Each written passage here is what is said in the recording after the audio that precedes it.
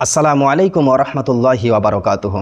আমরা দেখতে পাচ্ছি যে একটা একটা করে আমাদের মসজিদগুলিকে ভাঙা হচ্ছে, মাদ্রাসাগুলিকে ভাঙা হচ্ছে, মসজিদগুলিকে বন্ধ করে দেওয়া হচ্ছে, মাদ্রাসাগুলিকে বন্ধ করে দেওয়া হচ্ছে, মসজিদ থেকে মাইক টেনে নামিয়ে দেওয়া হচ্ছে। এখন তাদের দাবি হলো যে দারুল উলুম দেওবান্দ মাদ্রাসায় যে মসজিদ আছে সেই মসজিদের 14 ফুট নিচে, সেই মসজিদের তলায় 14 ফুট নিচে তাদের শিব ঠাকুর আছে, সেজন্য দারুল উলুম দেওবান্দ মাদ্রাসাকে ভেঙে ফেলতে হবে।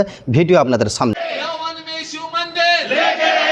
को खत्म कर लूंगा, लेकिन दारुल को देवबंद से उखाड़ कर फेंकने का काम। देखिए, पहली मांग हमारी है कि दारुल देवबंद में जो मस्जिद है उसके नीचे 14 फीट नीचे शिव का मंदिर है।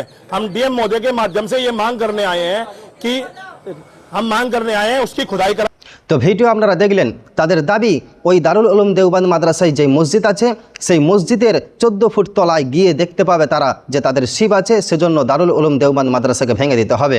আমাদেরকে মনে রাখতে হবে এই দারুল উলুম দেওবান্দ মাদ্রাসা এশিয়া মহাদেশের সবচেয়ে বড় মাদ্রাসা। শুধু তাই নয়, এই দারুল উলুম দেওবান্দ মাদ্রাসা প্রতিষ্ঠা করা হয়েছিল শুধুমাত্র ভারতকে স্বাধীন করার জন্য, ইংরেজদের হাত থেকে ভারতকে বাঁচানোর জন্য।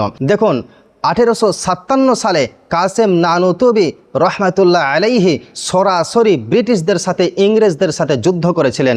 শুধু তাই নয়, 1866 সাল 30শে মে আপনার দেওবান্দের সত্তা মসজিদের পাশে ডালিম গাছের তলায় এই দেওবান্দ মাদ্রাসা প্রতিষ্ঠা করা হয়েছিল।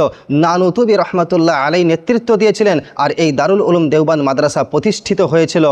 এই দারুল উলুম দেওবান্দ মাদ্রাসা তৈরি করা হয়েছিল শুধুমাত্র ভারতকে স্বাধীন করার জন্য, শুধুমাত্র ব্রিটিশদের হাত থেকে, ইংরেজদের হাত থেকে ভারতকে বাঁচানোর জন্য।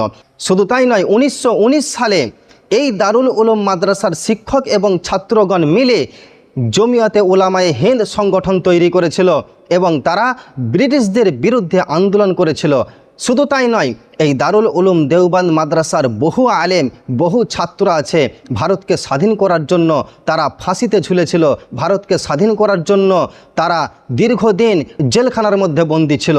এই যে ভারত স্বাধীন হওয়ার জন্য এই দারুল উলুম দেওবান্দ মাদ্রাসার এত অবদান আছে, তারপরেও দারুল উলুম দেওবান্দ মাদ্রাসাকে ভেঙে দেওয়ার একটা চক্রান্ত চলছে, এই দারুল উলুম দেওবান্দ মাদ্রাসাকে মিটিয়ে দেওয়ার একটা চক্রান্ত চলছে।